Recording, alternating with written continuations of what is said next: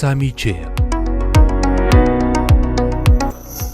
من دکتۆر سامی جەلال پسپۆری نەخۆشیەکانی چاو و تۆڕی چاو پێم باش بوو لەم دیمانەیە باسی بابەتێکتان بۆ بکەم، ئەویش دروستبوونی ئاوی سپی. نەخۆشی ئاوی سپی چاو چییە و نیشانەکانی چین؟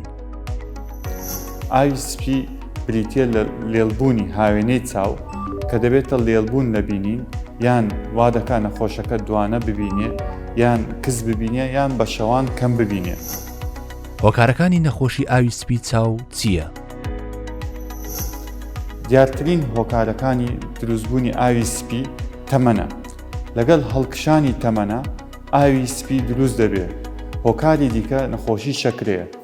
ئەوانەی نەخۆشی شەکرەیان هەیە زووتر تووشی ئاوی سپی دەبن، هەروەها هەوکردنی چاو، بەکارهێنانی دەرمان بە تایبەتی دەرمانی ستیرۆیدەکان دەبێتە هۆی دروستبوونی ئاوی سپی لەو کەسەی کە بەکاری دێنێ.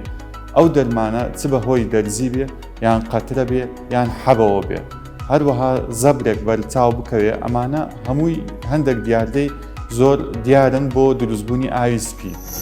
ئەی چارەسەریەکانی چین؟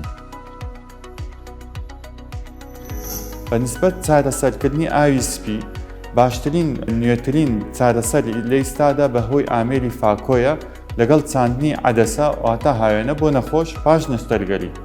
هیوای سەلامەتی بۆ هەموو کەس.